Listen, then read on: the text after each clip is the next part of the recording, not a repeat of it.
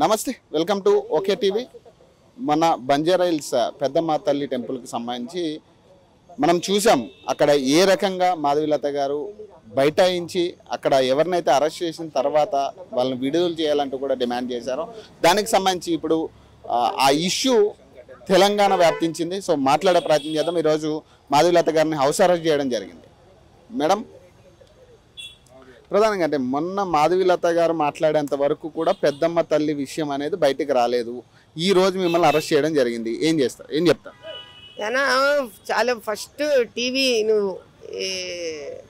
నేను వచ్చే వరకు ఆ విషయం బయట కూడా రాలేదన్న నిజాన్ని కనిపెట్టినోడివి నువ్వే ఫస్ట్. ఇప్పుడు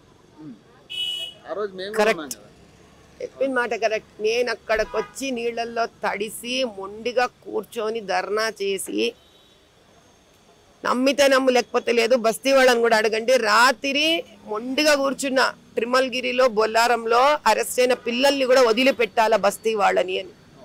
నన్ను ఇట్లా అరెస్ట్ చేసి లిఫ్ట్ చేసి అప్పుడు వాళ్ళిద్దరిని వదిలిపెట్టినరు. దానికి అరెస్ట్ అయినా పర్లేదు అనుకున్నాను నేను. అప్పటిదాకా పాపము ఆ బస్తీ వాళ్ళతో కలిసి మాట్లాడి అరిచే వాళ్ళు కూడా లేరు. అది పరిస్థితి, లోకల్ పరిస్థితి. అక్కడ ఏందిరా అంటే ఎవడి పట్టలేదు నాయన. ఓ బస్తీ వాళ్ళు అంటే తమాషా అయిపోయింది. వాళ్ళు చేత కాని వాళ్ళు పాపం ఎవరి దగ్గర పోయి అరుస్తారు. అరిస్తే లారీలో తీసుకెళ్ళిపో పోలీస్ స్టేషన్లకి. అంత బలహీన వర్గం కింద చూస్తున్నారు బస్తీ వాళ్ళు. మీరు వచ్చిన తర్వాత చాలా మంది వెళ్ళి ఇప్పుడు మాట్లాడుతూ ఉన్నారు. నిన్నైతే కేసులు కూడా పెట్టడం జరిగింది. మరి ఇప్పటికీ కూడా అక్రమ కేసులు పెడతా ఉన్నారంటే అక్కడ స్థానికుల మీద. మరి ఏం చెప్తారు? నేను ఒకటే మాట చెప్పగలను నాయన. ఆ రోజు ఉంది మాధవీలత వాళ్ళతోటి, ఈ రోజు ఉంటుంది మాధవీలత. దేవాలయం తయారయ్యేంత వరకు మళ్ళీ ఉంటుంది మాధవీలత. ఎంతకాలం ఆపుతారయ్యా వీళ్ళు? ఎంతమందిని ఆపగలరయ్యా వీళ్ళు? నన్నైతే ఆపలేరు. అందుకే నన్ను ఇట్లా హౌస్ అరెస్ట్ చేస్తారు ఈరోజు. నేను అర్ధరాత్రి 2 గంటల నుంచి హౌస్ అరెస్ట్లో పెట్టారు నన్ను. పెట్టండి, ఎన్ని రోజులు పెడతారు? అంటే మెయిన్ ముఖ్య కారణం గుడి ఒకటేనా, లేకపోతే ఎందుకు హౌస్ అరెస్ట్ చేయాల్సి వచ్చింది? ఈ రోజు ఏమన్నా మీరు అక్కడ ఏమన్నా నిరసన ప్రకటించారా లేకపోతే ఏంటి? నేను నిరసన ప్రకటించలే, బోనం ఎత్తాల్సి ఉండే ఈరోజు. పాపం మంగళవారం రోజు వాళ్ళు మారు బోనం అంటే చేసిన బోనానికి మళ్ళీ ఇంకొకసారి బోనం చేసి ఫినిష్ చేసి క్లోజ్ చేస్తారు. అది ఇక్కడ ఆనవాయితీ తెలంగాణ ప్రాంతంలో. ఆ మారు బోనం ఎత్తనీయలేదు వాళ్ళని. ఆ మారు బోనానికి నన్ను పిలిచారు. నా అదృష్టం అనుకున్న బోనం ఎత్తడము యోగం ఉండి భాగ్యం ఉంటే కానీ బోనం ఎత్తలేం. ఇక్కడి నుంచి అయితే అమ్మవారి తల్లి గుడి బంజారాలో కూలగొట్టి ఆమెను తీసుకెళ్ళి బాలరెడ్డి నగర్ ఫిలిం నగర్లో పెట్టారు. అక్కడ బోనం ఎత్తుదాము, ఈ బస్తీ నుంచి తీసుకెళ్ళి అక్కడ బోనం ఎత్తి ఆమెకి ఇద్దాము. ఇప్పుడు ఎట్లా ఉంటుంది ఆయన బస్తీలో ఆలోచన, పాపం అమ్మవారి తల్లిని తీసేశారు, విరగొట్టారు అంటే ఇళ్లలో అన్యాయం జరుగుతుంది, ఏదన్నా బలి కోరుతుందేమో, ఏమవుతుందన్న భయంలో ఉంటారు. సో నీతో పాటు వాళ్ళు నువ్వు రామ్మంటే వస్తాను అన్న, మీతో పాటు నేను కూడా వచ్చి బోనం ఎత్తుతాం మీతో పాటు అన్న. అంతే, బోనం ఎత్తనీయడం లేదు. అంతేనైనా మేమేమో రాళ్ళు తీసుకెళ్ళలే, ఇటుకలు తీసుకెళ్ళలే, కర్రలు తీసుకెళ్ళలే, చెప్పులు ఇసరట్లే. అది వాళ్ళు బీజేపీ పార్టీ ఆఫీస్ మీద కాంగ్రెస్ వాళ్ళు వచ్చి కొట్టారు చూడు, రాళ్ళు రప్పలేసి. అట్లా కొట్టడానికి పోలేదు ఆయన, మేము పోవట్లే. అమ్మవారి తల్లికి బోనం ఎత్తడానికి పోతున్నాం. అది కూడా వాళ్ళ దృష్టిలో నేరము. ఎందుకు అనంటే ఇంత పెరిగి పెరిగి పెద్దగా అయ్యి 13 ఎకరాల ల్యాండ్ మాఫియా బయట పడుతుందేమో, ఎవరెవరు ఇందులో తిన్నారో వాళ్ళ పెద్ద మనుషుల పేర్లు బయటకు వస్తాయేమో, లేదా తినడం ఆగిపోతుందేమో. కానీ ఇప్పటికీ ఆ ల్యాండ్ విషయంలో చాలా కన్ఫ్యూజన్ ఉంది. కొంతమంది ప్రైవేట్ ల్యాండ్ అంటున్నారు, కొంతమంది గవర్నమెంట్ ల్యాండ్ అంటున్నారు. రెండు ఉన్నాయా లేకపోతే ఏం జరుగుతా ఉంది మేడం అక్కడ? ప్రైవేట్ ఉండని, గవర్నమెంట్ ఉండని, పోలీస్కి ఎందుకు ఇంత ఇంట్రెస్ట్? ఎంఆర్ఓకి ఎందుకు ఇంత ఇంట్రెస్ట్ దాన్ని విరగొట్టడానికి? మీ బాధ్యత ఏంటి? 80 నుంచి 100 సంవత్సరాల పాత ఉన్న అమ్మవారి తల్లి గుడి మీ గవర్నమెంట్లో రాకముందు నుంచి ఉంది కదా, స్వతంత్రానికి ముందు నుంచి కూడా ఉంది కదా. అండర్ వర్షిప్ యాక్ట్, ఎంఐఎం ఆయన వర్షిప్ యాక్ట్ అని అరుస్తాడు కదా. మరి ఈ గుడికి వర్షిప్ యాక్ట్ ఎందుకు లేదు? నాకు చెప్పండి ఆ విషయం మీరు. 1947 వర్షిప్ యాక్ట్ ఎందుకు లేదబ్బా దీనికి? ఏం మాట్లాడదు, నేను ఇంతకన్నా మాట్లాడదలుచుకోలేదు. పోనీ ఇదేమన్నా మస్జిద్ని కూలగొట్టి కట్టిన గుడా, దర్గాను కూలగొట్టి కొట్టిన గుడా, చర్చిని కూలగొట్టి కట్టిన గుడా కాదు కదా. మరి ఎందుకు కాపాడట్లే నువ్వు దీన్ని? ఎందుకంటే ఎంఆర్ఓ గారు ఉండి మరి దగ్గరుండి మరి దాన్ని, ఇప్పుడు ఎంఆర్ఓ పత్తా లేదు, కలెక్టర్ గారు పత్తా లేరు. నన్నైతే ఇక్కడ జూబ్లీహిల్స్ ఏసీపీని తీసేసినారు ఇక్కడి నుంచి. జూబ్లీహిల్స్ కూడా ఇప్పుడు బంజారా హిల్స్ ఏసీపీ కంటలు ఇచ్చేసినారంటే నన్ను హౌస్ అరెస్ట్ చేయడానికి. ఇంతనా ఇంత డ్రామా అవసరమా? అంటే ప్రధానంగా ఇక్కడ ఆ భూములు కాజేసే పరిస్థితి జరుగుతుందంటారా, లేకపోతే ప్రధాన కారణం దీనికి ఏమై ఉండొచ్చు? ఎందుకంటే గవర్నమెంట్ ఇన్వాల్వ్ అవడానికి ప్రధాన కారణం ఏముంటే 80 గజాల మీద గవర్నమెంట్కి ఏం ఇంట్రెస్ట్ ఉంటుందన్నా? 13 ఎకరాల మీద ఇంట్రెస్ట్ ఉంది కాబట్టి ముందు 80 గజాలు అమ్మవారి గురిని తీసి అవతల బారేసేయాలి.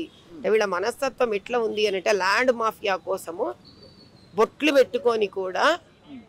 పెట్టుకొని రాజకీయ నాయకులు, బొట్లు పెట్టుకున్న స్త్రీలు, ఆఫీసర్లు ఎవ్వరూ కూడా తగ్గేదేలే అన్న స్టైల్లో గుళ్ళని కూడా కూలగొట్టి అమ్మవారి తల్లిని పెకిలించి అవతల బారేసి ల్యాండ్ మాఫియాలు చేసుకుంటారు. అప్ప మరి ఇప్పుడు మాధవీలత గారు ఏం చేయబోతున్నారు? హౌస్ అరెస్ట్ చేసిన పరిస్థితి, మరి బయటికి వెళ్లాల్సిన పరిస్థితి లేదు. ఇప్పుడు అక్కడ ప్రజల్ని కూడా అల్లకల్లోలం చేసే పరిస్థితి కనపడతా ఉంది పోలీసులు. అక్కడ మాట్లాడి నేను హాస్పిటల్ పోవాలా, నాకు ఇప్పటికి ఇంకా జ్వరం తగ్గలేదు, హాస్పిటల్ కూడా పోనీయట్లేదు వీళ్ళు నన్ను. నేను అన్నప్పుడు ఒకడు కూర్చోండి బాబు, నా కార్లో కూర్చోండి, నేను హాస్పిటల్ కన్నా పోవాలి అంటే లేదు మేడం మాకు దాని కూడా ఆర్డర్స్ లేవుంటాయి. ఏం ఆర్డర్స్ నాకు అర్థం కావట్లేదు. ఎవరి దగ్గర నుంచి పోనీ మీకు ఆర్డర్స్ వస్తుంటే అది కూడా తెలియదంట వాళ్ళకి. 15 మంది ఉన్నారు పోలీసులు, ఎవరి దగ్గర నుంచి ఆర్డర్స్ ఉన్నాయంటే తెలియదంట వాళ్ళకి. హాస్పిటల్ పోనీకపోతే ఎట్లా అంటే అది కూడా తెలియదు మేడం నాకు. పోనీ నాతో పాటు కార్లో కూర్చోండి అయ్యా, నేను హాస్పిటల్కి వెళ్ళేసి వస్తుంటే అదే తెలియదు మాకు. నేను బోనం ఎత్తకూడదు, హాస్పిటల్ పోకూడదు, పార్టీ ఆఫీస్ మీటింగ్ పోకూడదు, ఎక్కడ పోకూడదు. అంత భయం ఏందయ్యా? ఏమైనా నాకు అర్థం కాదు. అంటే అంత అన్యాయం చేస్తున్నారా మీరు? నేనంటే భయపడటానికి అంటే మీరు అంత అన్యాయాలు చేస్తున్నారు అనమాట. మీలాంటి వాళ్ళని ఇంతగానం ఇబ్బంది పెట్టే ప్రయత్నం ఎందుకు చేస్తుంది గవర్నమెంట్ అయినా కానీ? ఎందుకు చేయాల్సి వస్తుందంటే ఏం చెప్తారు? అంతే నాలాంటి వాళ్ళని ఇబ్బంది ఎంత పెట్టి నేను కనుక ఉద్యమం మానేసి, నేను కనుక బస్తీ వాళ్ళతో చేతులు కలపడం మానేసి, నేను ఎస్సీలతో, ఎస్టీలతోటి, బీసీలతోటి, స్త్రీలతోటి, బడుగు వర్గంతో నేను పనిచేయడం మానేస్తే, వాళ్ళకి ఉద్యమానికి ఒక వాయిస్ నేను అవ్వకపోతే, వాళ్ళ వెన్నుపూసలాక నేను నిలబడకపోతే, గుళ్ళు కూల కొడుతుంటే నేను మాట్లాడకపోతే, నన్ను ఫస్ట్ అణిచేసి తొక్కేసి ఈయన రాజకీయంలో నుంచి పంపించేస్తే సగం మరి బస్తీ వాడి పవర్ ఆగిపోతుంది కదా, ఇంకా వాళ్ళని తొక్కుకుంటూ వెళ్ళిపోవచ్చు. అంటే మీ రాజకీయ చరిత్ర మీద ఇదంతా టార్గెట్ అనుకోవచ్చా మరి ఏంటి? 100%. ఏమో రానున్న జూబ్లీ హిల్స్ ఎలక్షన్స్ కి దీన్ని లింక్ చేసుకుంటున్నారేమో. నేనేదో అమాయకంగా పోయినా, అయ్యో పాపం బంజారా హిల్స్ లో పిలిచారే, అయ్యో వాళ్ళకి ఎవరు లేరే అని పోయినా నేను. ఏమో ఏం భయమో ఏం బాధో ఏదో ఉండే ఉంటుందయా. ఎందుకంటే నాకు తెలియదు కదా ఈ రాజకీయాలు. నేను కొత్తగా ఎంటర్ అయినా వీళ్ళమ్మో ఏ లెవెల్లో స్కెచ్లు కొడుతుంటారో మనకేం అర్థమవుతుంది. మామూలు స్కెచ్ లేరా బాబు వీళ్ళు రాజకీయ నాయకులు. తెలంగాణలో కనీసం బోనాలు జరుపుకునే పరిస్థితి కూడా లేని రోజులు చూస్తున్నాం ఈ రోజు. మరి ఏం చెప్తారు దీనికి? వినాశకాలే విపరీత బుద్ధి. ఎన్ని బోనాలు ఆపుతారయ్యా, ఎన్ని గుళ్ళు కొడతారయ్యా, ఎన్ని అమ్మోరు తల్లులు నాపగలరయ్యా. ఒక్కొక్క గుడి లేపుతున్నారు కదా, ఒక్కొక్క అమ్మోరు తల్లి జాగ్రత్తమయ్యి కలిసిన నాడు వీళ్ళ వల్ల అవ్వదు. వీళ్ళకంతే, వీళ్ళకే అర్థం కావట్లేదు. ఇట్లా పురాణాలలో కూడా రాక్షసులకి చాలా మంది చెప్పిన వాళ్ళు ఉన్నారు. ఎందుకు ప్రహ్లాదుడే తండ్రి చెప్పినాడు, పొద్దురా నాయన చేవాకురా ఇట్లా పాపకృత్యాలు ఎందుకు స్వామి. భస్మాసుడికి చెప్పిన వాళ్ళు ఉన్నారు, ఎవడిన్నాడు నాయన. రావణాసుడు చెప్పిన వాళ్ళు ఎవరిన్నారప్పా? ఎవరినలే. అరెస్టులు చేస్తే మాదిరిలో కంట్రోల్ అవుతుంది అంటారా? మరి ఇంకా పెరుగుతుంది. అదే కదా వీళ్ళకి అర్థం కాంది. నన్ను ఇట్లా అరెస్ట్ చేశారనుకో, నేను లాక్ అగైన్స్ట్ గా పోను, పోలీసు వాళ్ళని ఏమి ఇబ్బంది పెట్టను. కానీ నా ఉద్యమము ఇంకా అంత పెద్దదవుతుంది. వాళ్ళకి అర్థం కావట్లేదు. మాధవీలత శ్వాస, మాధవీలత ఊపిరి బస్తీలు, బీదవాళ్ళు, వాళ్ళ మధ్యలోకి పోతా నేను పని చేస్తూనే ఉంటా. నన్ను చంపితే తప్ప ఆపలేరబ్బా. నన్ను ఆపాలంటే నేను చచ్చిపోవాలా అంతే, వాళ్ళకి ఆల్టర్నేటివ్ లేదు.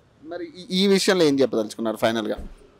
ఈ గుడి తప్పకుండా తయారవుతుంది, వెలుస్తుంది. అమ్మవారు మళ్ళీ ప్రాణ ప్రతిష్టాపన చేసుకుంటుంది, మళ్ళీ బోనం ఎత్తుతాం. అది ఏ రోజు అనేది కాలమే నిర్ణయిస్తుంది. సో మరిన్ని అప్డేట్స్ కోసం చూస్తున్నానంటే ఓకే టీవీ.